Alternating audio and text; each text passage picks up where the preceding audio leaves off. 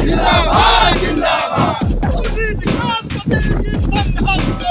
हम तुम्हारे साथ हैं।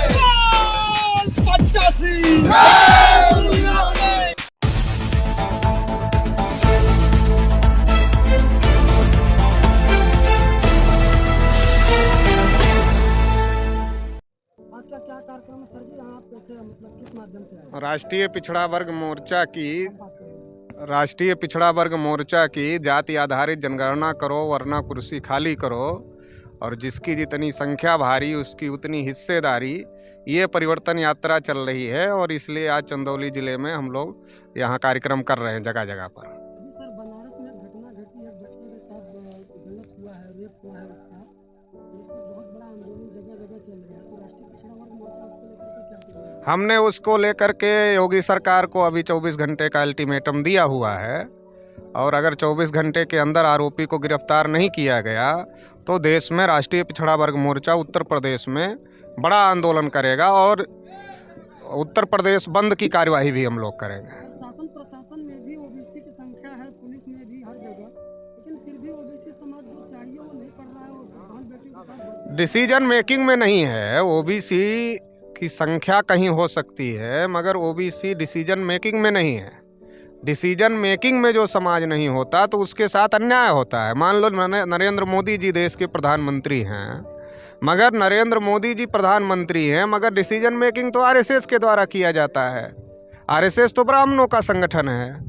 तो डिसीजन मेकिंग में ना होने की वजह से ओबीसी के लोग अगर कुछ जगह पर हैं तो रबड़ स्टैंप जैसे हैं, रबड़ स्टैंप की तरह से उनका चेहरा दिखाया जा रहा है। क्योंकि ओबीसी का वोट ज़्यादा है तो ओबीसी के लोगों का चेहरा दिखाया जाता है। जैसे उत्तर प्रदेश में डिप्टी सीएम हैं अपने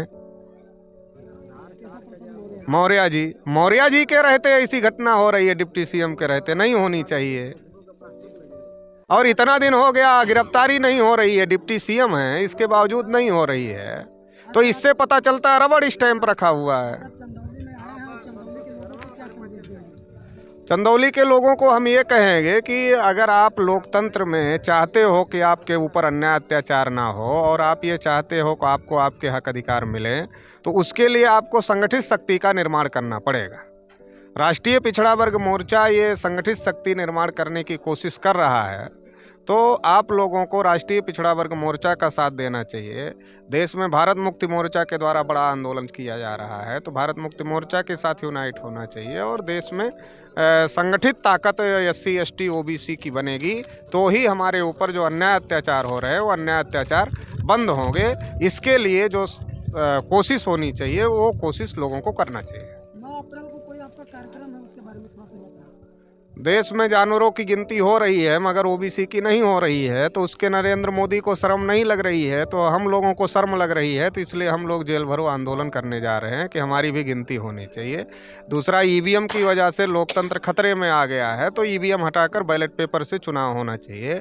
तीसरा, आए दिन जो बहुजन समाज के महापुरुष हैं उनके बारे में कुछ लोग गलत प्रकार की बयानबाजियां करते रहते हैं, तो ये बहुत ज़्यादा गलत है, तो इसको भी रुकना चाहिए। तो इन मुद्दों को लेकर हम लोग राष्ट्रव्यापी जेल भरो आंदोलन भारत मुक्ति मोर्चा और राष्ट्रीय पिछड़ा वर्ग मोर्चा के द्वारा ज्वाइंट रूप से कर रहे हैं। धन्यवाद।